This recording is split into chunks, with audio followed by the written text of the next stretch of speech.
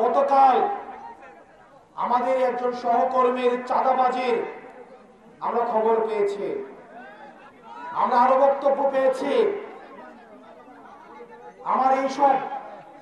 আমার নিজের অন্য দলের চাঁদাবাজি যদি কেউ হয়ে থাকে তাহলে আপনারা তাকে ধরে থানায় দিয়ে আসবেন, আর আমার দলের চাঁদাবাজ যদি হয়ে থাকে তাকে আগে নিজেরা আপ্যায়ন করবেন, তারপরে থানায় দিয়ে আসবেন। এই 20টা চাঁদাবাজ আমাদের আশেপাশে এখন হচ্ছে, অনেক তেলবাজ জড়ো হয়েছে। এক জায়গায় দাঁড়াবো, পিছন থেকে সেলফি তুলে প্রিয় নেতার সাথে প্রিয় সেলফি, এই সেলফি বেচে চাঁদাবাজি করে আছে না এরকম? এই সেলফি পলিটিক্স বাদ দিতে হবে। আপনারা যারা রাজনীতি করতে চান, আমার কথা হয়তো আপনারা পছন্দ হইতে পারে। একজন সৎ মানুষ যদি আমাকে ঘৃণা করে, একজন সৎ মানুষের ঘৃণা আর 100 অসৎ মানুষের ভালোবাসার থেকে আমার একজন সৎ মানুষের ঘৃণাটাই বেশি উত্তম। এই সেলফি বক্স থেকে, এই ফুটেজ খুরদের থেকে আমাদেরকে দূরে থাকতে হবে। আপনি দেখবেন অনেক ফুটেজ খুর আছে যাদেরকে কোনো সময় কাজে পাওয়া যাবে না। আজকে প্রোগ্রাম একটা আয়োজন করেন, তাদেরকে ফোন দেন, তাদেরকে পাওয়া যাবে না। তাদের সব নেতার সাথে তাদের ছবি, তারা এই ছবি বাণিজ্যের মধ্যে তারা ব্যস্ত। এই এলাকায় এইসব ছবি বাণিজ্য যারা করে তাদেরকে চিহ্নিত করুন। যারা মন থেকে কাজ করে তারা সেলফি নিয়ে ব্যস্ত থাকে না, তারা এই ছবি নিয়ে ব্যস্ত থাকে না, এই ফুটেজবাজি নিয়ে ব্যস্ত থাকে না।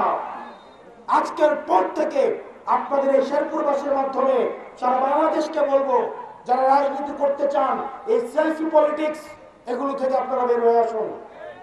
অনেক সময় দেখা যায় আমরা নিজেরাও চিনি না, পাশে আসে রাস্তা দিয়ে হাঁটি, সেলফি তুলে আমার নাকি একান্ত কর্মী, প্রিয় নেতার সাথে ওর সাথে নাকি আমার কমিটি নিয়ে আলোচনা হয়েছে। এই জিনিসগুলো থেকে বের হয়ে আসতে হবে। মনে আছে আন্দোলনের সময় বলছিলাম, আমাদেরকে যখন হাসিনা বলতো বিকল্প নাকি খুঁজে পাওয়া যায় না, তখন আমরা বলছিলাম আমরাই বিকল্প। আপনার কর্মী না, নেতার পিছনে ঘুরে লাভ নাই, নিজে নেতা হয়ে উঠতে হবে। মনে রাখতে হবে আমাদের দেশে যেটা হয় ধ্রুব সত্য, নেতার ছেলে এসে নেতা হয়, কর্মী সবসময় কর্মী থেকে যায়। প্রিয় ভাইয়েরা, এখানে বেশিরভাগ রয়েছেন তরুণ প্রজন্ম, আমার বয়সী বা আমার থেকে কম, দাড়ি পাকাওয়ালা যা ভাইয়েরা যারা আছেন তাদের অভিজ্ঞতা আছে। আপনাদেরকে অনুরোধ করব, আমাদের যে রাজনৈতিক বন্দোবস্তের কথা আমরা বলি, আমরা যদি আগের মতোই নেতা তোমার ভয় নাই, রাজপথ ছাড়ি নাই, পিছন থেকে একটা ধমক দিলে আমার সবাই পালায় চলে যায়, তাহলে এই রাজনীতি নিয়ে আমরা কি করব? এইটা কি নতুন বন্দোবস্ত? আপনার চিন্তা মনে রাখতে হবে, যুগ অনেক পরিবর্তন হয়েছে, মানুষ এগুলো পছন্দ করে না। এই বাইক শোডাউন মানুষ পছন্দ করে না। আপনি হচ্ছে ব্যবসায়ীদের জিম্ম করে টাকা পয়সা নিবেন, হচ্ছে চাঁদা তুলবেন, এগুলো মানুষ পছন্দ করে না। আপনার এই জিনিসগুলো বুঝতে হবে। এই 24-এর পর অনেক নতুন করে আমাদের শিক্ষার্থীরা রাজনীতিতে আসতে যাচ্ছে। ধ্রুব সত্য, পকেটে পয়সা না থাকলে কেউ আপনাকে দাম দিবে না। পকেটে পয়সা না থাকলে নিজের বাপও সম্মান করে না। যেই ছেলে খাবার দিতে পারে, যেই ভাই হচ্ছে মায়ের চিকিৎসার খরচ দিতে পারে, বাবা মা ওই সন্তানকে সবচেয়ে বেশি ভালোবাসে।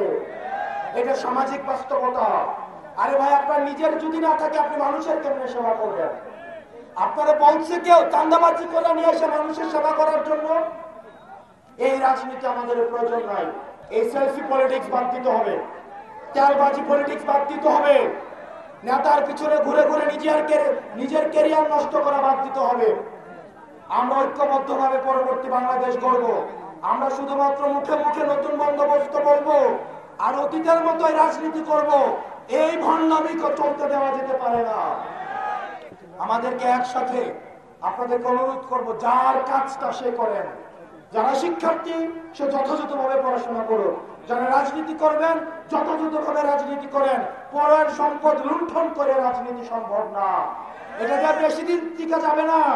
হাসিনাও পারে নাই, অতীতে যারা ছিল তারাও পারে নাই, ভবিষ্যতে যদি কেউ করতে যায় তারাও পারবে না। আর মানুষ এখন অনেক সচেতন। আপনি কতজনকে ভুল বুঝাবেন, ভণ্ডামি করবেন কতদিন? সেজন্য আপনারা সবাই আমাদের জন্য দোয়া করবেন। আমরা ঐক্যবদ্ধভাবে এই শেরপুরবাসীকে নিয়ে আমরা নতুন রাজনীতি যেটা করতে চাই আমরা যেন সেটা করতে পারি।